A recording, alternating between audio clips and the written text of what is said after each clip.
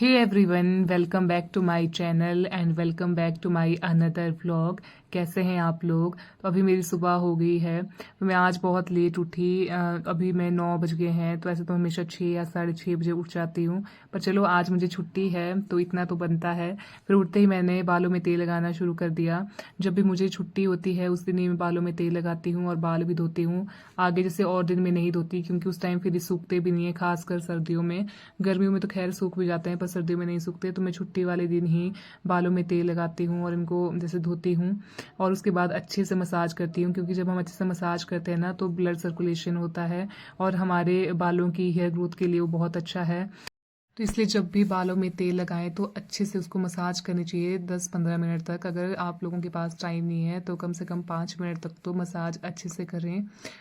और अभी मैंने बालों में तेल लगा लिया था, पर मैं इसको भी ज़्यादा देर तक नहीं रखूँगी, बस 2 या 3 घंटे के लिए रखूँगी और उसके बाद फिर धो दूँगी। ज़्यादा देर तक या पूरे दिन के लिए भी हमें तेल बालों में लगा के नहीं रखना चाहिए।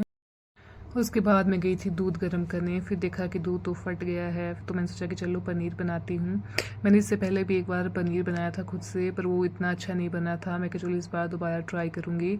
फिर मैंने रख दिया था इसको ढक के और फिर उसके बाद हमने किया ब्रेकफास्ट। ब्रेकफास्ट में मैंने बनाया था आज पोहा और उसके साथ ही दही। और अंशु ने देखो सबसे पहले मेरे वाली प्लेट ही ले ली, क्योंकि इसको इसमें ज़्यादा दिख रहा था तो इसको यही चाहिए था। फिर जब इसका पेट भर गया तो उसके बाद फिर मैंने खाया। फिर ब्रेकफास्ट करने के बाद मुझे अपने रूम की सफाई करनी थी।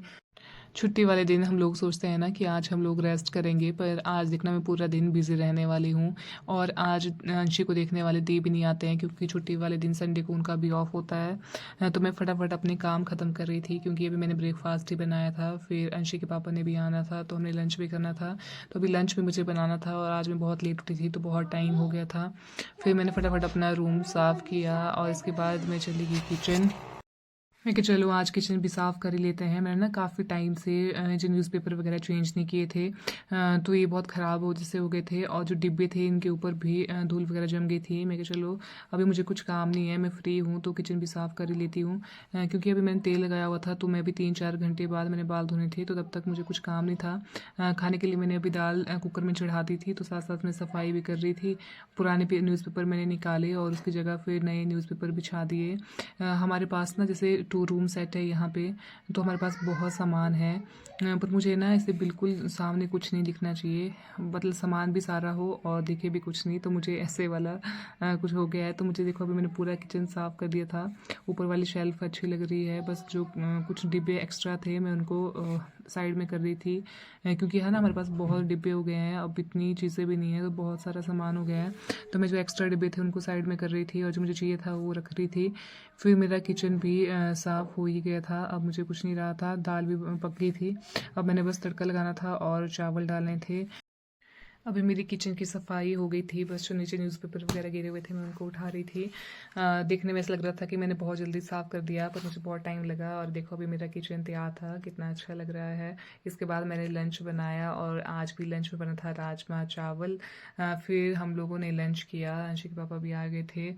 फिर लंच करके वो चले गए और उसके बाद मुझे अभी अंशी को सुलाना था, क्योंकि आज काफ़ी टाइम हो गया था, 2:30 या पौने 3 बज गए थे। और ये ना अभी सोने का नाम ही नहीं ले रहा था और मेरे पास बहुत नखरे करता है। जब दी होते हैं तो उनके पास सो जाता है।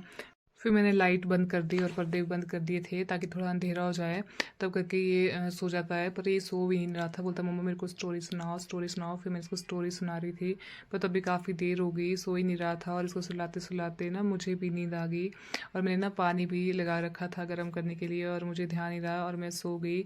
कम से और मैं सोई थी ना, और पानी की इतनी ज़ोर ज़ोर से आवाज़ आ रही थी, वो इतना गर्म हो गया था। पर मैं उठी और उसको बंद किया और फिर मैं चली गई नहाने के लिए। और फिर जब मैं नहा के आई तो फिर मैं सोच रही थी कि कहाँ जाऊँ अभी घूमने के लिए, क्योंकि हमने सोचा था कि छुट्टी के दिन हम चलो कहीं जाएंगे घूमने। पर पूरा दिन आज मुझे साफ़ सफाई में ही निकल गया और फिर अंशी भी सोया था, तो मुझे समझ ही नहीं आ रहा था कि फिर कहाँ जाऊँ, क्योंकि अभी ये भी सोया, इसको भी नहीं उठा सकती।